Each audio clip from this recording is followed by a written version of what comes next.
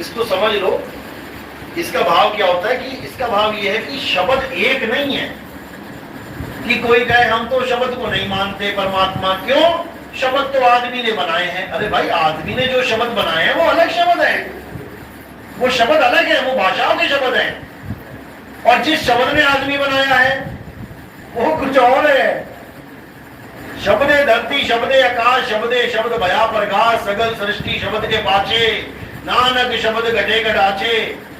वो शब्द अलग है जिससे सारी सृष्टि बन रही है, वो शब्द अलग है जिसको आदमी बना रहा है।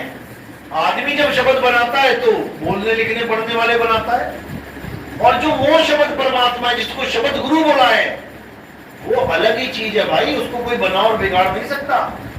शब्द गुरु सुरत धुन चेला, वो शब्द अलग है। कोई इसी को बोला की बात नहीं है कि एक ही शब्द को तुम मान के बैठो। जैसे कोई कहता है शब्द कहूं तो शब्द नहीं, शब्द हुआ माया की छाही, दो दिन होए ना अदर आवाजा। ये अलग चीज के लिए बोला गया है। शब्द कहूं तो शब्दों नहीं। अगर कोई कहे कि मुझे तो भगवान के नाम जप के भगवान मिल जाएगा, वही शब्द है, वो शब्द नहीं है। शब्द हुआ माया की छाई। माया क्या है? ये काया ही माया है। और जितने शब्द तुम्हारे मुंह से निकल रहे हैं ये माया की छाई है। माया ना हो तो छाया बताओ कहां से होगी? तुम्हारा शरीर है, धूप में खड़े हो तो छाया है, शरीर हटा देते हैं क्या छाया रहेगी वहां पे? इसी प्रकार शरीर हटा देते हैं तो ये मंत्र रहेंगे क्या? अरे माया से ही निकल रही है छाया। हरे राम हरे कृष्णा, हरे ये हरे वो, ब्रह्मा विष्णु महेश के नाम, कबीर साहब के नाम, अल्लाह अकबर, वाहे गुरु गॉड, ये सारे नाम कहां से आ रहे हैं? ये सब इस माया की छाया है, ये शब्द नहीं है। वो शब्द कुछ और है। शब्द शब्द बहुअंतरे, सार शब्द मत लीजिए। और कहे कबीर जहां सार शब्द नहीं, धरिक जीवन सुजी। धिक्कार है उस जीवन पे जो इंसानी चोले में आके भी सार शब्द को नहीं जान पा रहा। धिक्कार है उस जीवन पर जो इन शब्दों को नहीं समझ पा रहा कि ये इंसानों ने बनाए हैं। अब परमात्मा का नाम होता तो सारे संसार में एक ही होता, दो होते ही ना। जितनी चीजें परमात्मा ने भगवान ने बनाई है वो एक ही है, दो नहीं है। हवा सारे संसार में एक ही है, दो नहीं है। जब आदमी बनाता है तो क्या क्या बना देता है? अलग अलग। पानी एक ही है, जब आदमी बनाता है तो देखो क्या क्या बना देता है? रंगीन पानी, मीठा पानी, ये पानी वो पानी। ऐसे ही आसमान एक है, अग्नि एक है। आदमी ने जो बनाया उसने प्रकृति के साथ खिलवाड़ करके बनाया, डुप्लीकेट बनाया।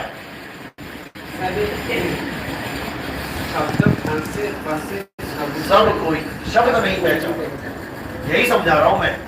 इन्हीं शब्दों में सब फंसे हैं, क्योंकि ये शब्द वो शब्द है ही नहीं जिससे परमात्मा मिलेगा। शब्द फांस फंसे सब कोई, शब्द नहीं पहचाना। शब्द फांस क्यों बोला है? क्योंकि फांस होता है फांसी की तरह। दो होते हैं फांसों का मतलब। एक फांस होता है जो तुम्हारे पैर में चुभ गई, हाथ में चुभ गई, लकड़ी की फांस।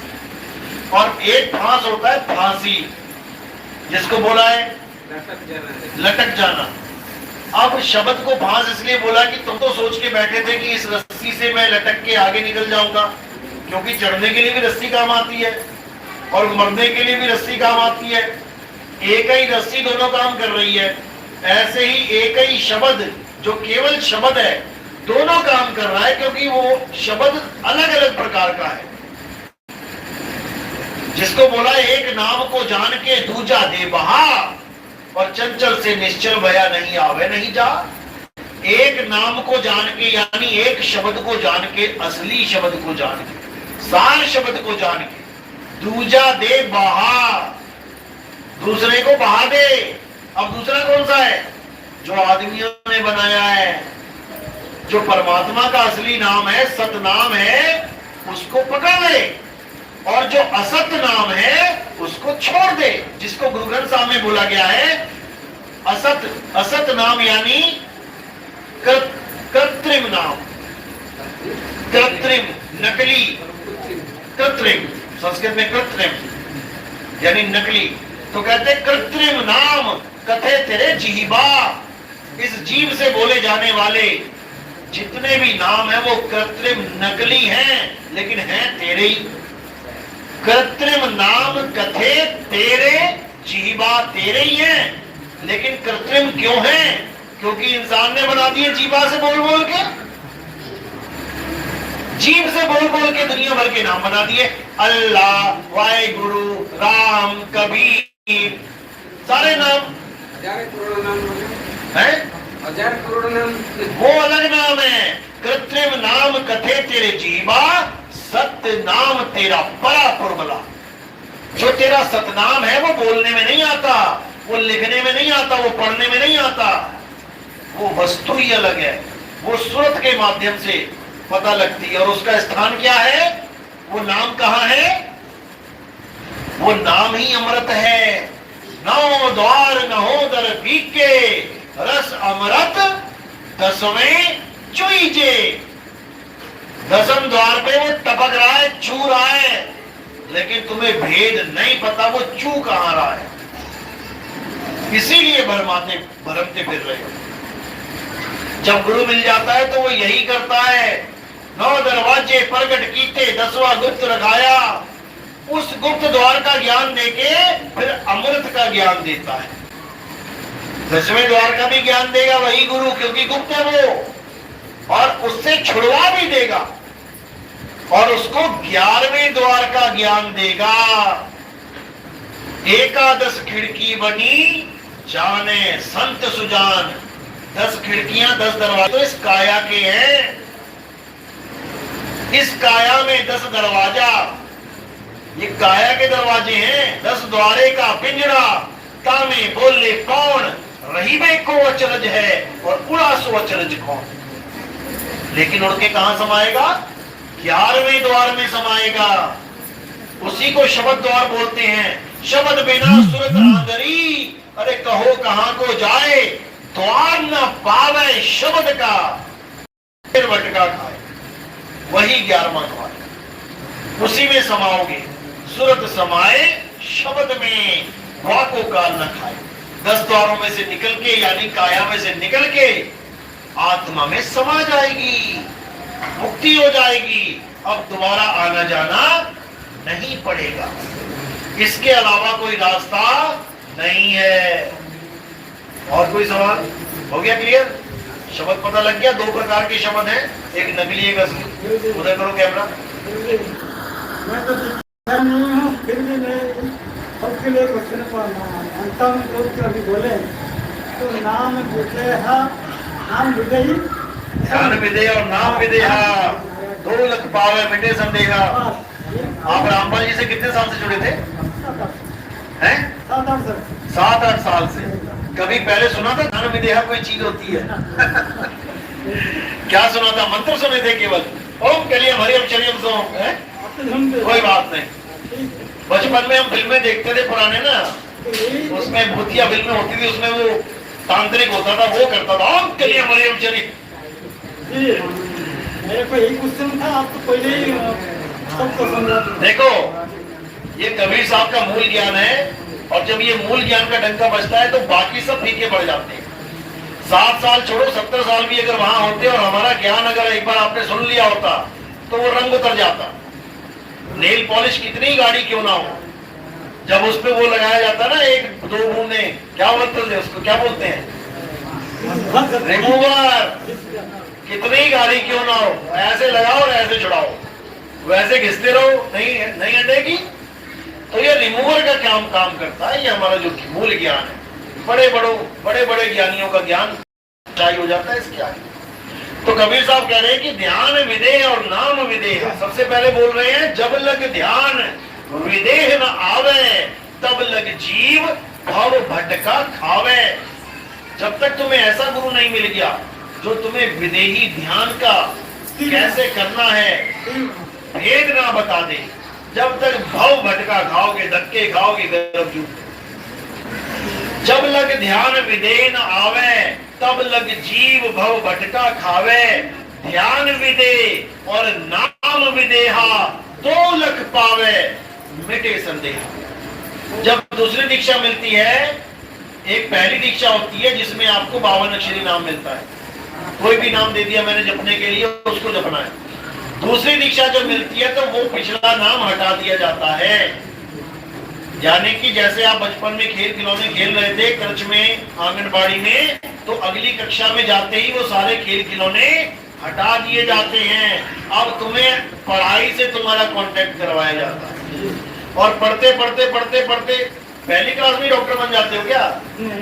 तो पढ़ते पढ़ते पढ़ते यानी ध्यान विधेय करते करते करते करते वो अवस्था बनती है जब नाम विधेय प्रकट होता है, वो अखंड नाद प्रकट होती है, वो मालिक की सच्ची आवाज प्रकट होती है, जिसके आगे सारी आवाजें शांत हो जाती हैं। उस आवाज के आगे सारी आवाजें शांत हो जाती है। इतना सस्ता नहीं, सुविधा नहीं, बहुत कष्ट है, लेकिन गुरु जी का दया जब तक नहीं होगा। अरे बंदी छोड़ की दया है। वो कहते हैं वो को कहाँ ढूंढे रे बंदे, मैं तो तेरे पास में हूँ तब भी जन्मों जन्म तक धक्के खाते, आज यहाँ आगे रो, पास में बड़ी अच्छी। जब तक आपको भेदी गुरु नहीं मिल गया, ये जपी तपी सन्यासी नहीं चाहिए, 1008 महामंडलेश्वर नहीं चाहिए, 108 नहीं चाहिए, ये खड़े गुरु सारे दिन खड़े ही रहते हैं, पूरा जन्म खड़े खड़े बिता देते हैं, कई जन्म पूरा जन्म पानी पी के बिता देते हैं, दूध पी के बिता देते हैं, दूधाधारी पौणाहारी। ये हमें गुरु नहीं चाहिए, हमें गुरु चाहिए भेदी, जो उस भेद को जानता है। गुरु जी मिले थे, बिस्कुट देके मुझे पानी पिला के चला गया, मैं बिस्कुट। अच्छा, बिस्कुट देके पानी पिला के चले गए। ऐसे समय खा के गुरु खाना का नहीं था। अच्छा खाने के लिए। अच्छा, वो किरे बेटे क्यों खाया नहीं, मैं जानता हूँ खाया नहीं, ये सब दुकान। अच्छा, 10 की बात है, बिस्कुट देके मुझे खाया खिला के। आपको खिलाया जी, या आपने खिलाया? नहीं वो खिलाया मुझे। अच्छा, आपको खिलाया, ठीक है, प्रसाद डाल दिया, फल आज मिल रहा है, कोई बात नहीं। क्योंकि मेरा दूसरा कोई रिलेशन लोग में आए थे, मैं उनको जाके पैसा में दूसरा दिन दिया तो वो लोग नहीं, तो मैं सब मालिक की लीला होती है, बंदी छोड़ सबके साथ हैं, किस पर कब कृपा करते हैं किसी को नहीं पता लगता। कई ऐसे लोग हैं जिनको एक्सीडेंट हो जाता है और उनको उनके ही गुरु के रूप में परमात्मा हॉस्पिटल पहुंचा देते हैं, और वो बंदा समझता है मुझे मेरा गुरु पहुंचा के चला गया। नहीं, बिल्कुल नहीं, ये परमात्मा है जो दया कर देते हैं तुम पे। ये भूल जाना कि कोई गुरु तुम पे दया कर रहा है।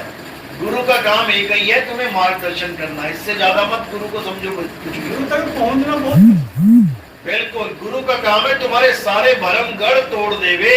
जितने तुमने ऊंचे ऊंचे किले बना लिए ना ज्ञान के, ये दीमक जब बनाती है ना मकान, रहती अंदर है जमीन में, और किले कहाँ बने होते हैं इसके? जमीन से ऊपर। दीमक है ना, दीमक ही होती है ना, वो मिट्टी खोद खोद के ऊपर किले बना लेती है, ये लंबे लंबे किले, और रहती कहाँ है? जमीन के अंदर।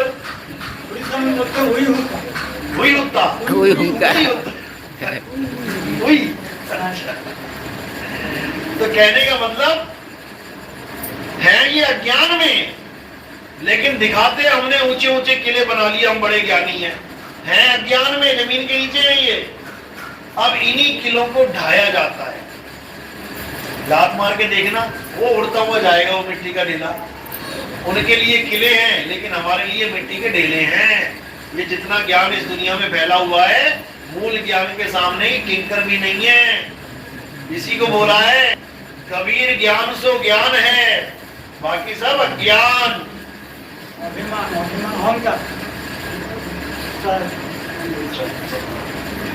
और कोई सवाल?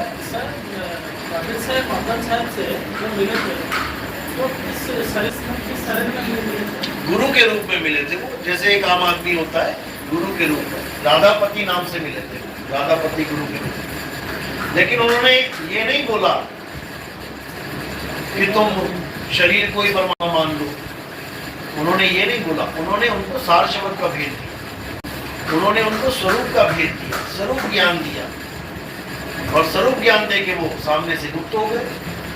7 दिन तक जंगल में इस जिद में बैठे रहे मदन साहब कि 7 दिन में अगर परमात्मा आते हैं तो ठीक है, नहीं तो मैं अपनी गर्दन तलवार से काट लूंगा। आज भी वो तलवार पड़ी हुई है आश्रम पे, और उस तलवार की ऐसी हालत है कि और कुछ दिन है, थोड़ी रहेगी तो उसमें जंग ऐसी लग जाएगी वो तलवार ही खत्म हो जाएगी। इन लोगों की गाड़ियों पे जंग नहीं लगेगी, उसको तो चमका के रखेंगे, और मदन साहिब की तलवार पे ऐसी हालत कर रखी है कि क्या बताऊं। इन लोग के आसनों पे मक्खी नहीं बैठने देंगे, लेकिन मदन साहब की तलवार पे ऐसी जंग लगवा रखी है कि कोई धोने का भी टाइम नहीं, किसी को साफ करने का समय नहीं। क्यों? क्योंकि उस पर चंदा नहीं चढ़ रहा है। अगर उस पर चंदा चढ़ने लग जाए तो उसको सोने से मरवा देंगे लोग। तो भाई अज्ञानता के ऊपर ज्ञान हमेशा भारी पड़ता है।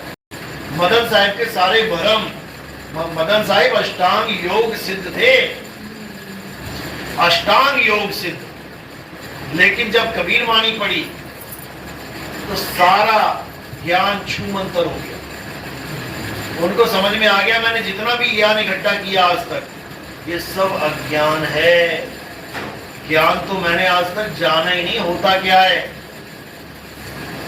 लेकिन जब उनको समझ में आ गई बात, फिर उन्होंने सब कुछ त्याग दिया, ये विद्या सब छोड़ दी। यहाँ तक कि इतना भी बोला जाता है कि एक राजा की पत्नी मर गई थी, मदन साहब ने पैर लगाया उसको, उठ, और वो उठ गई, यहाँ तक भी बोला जाता है। लेकिन ये सब चलो जो है मालिक ने जिसको जिंदा करना है करवा ही देना है। जय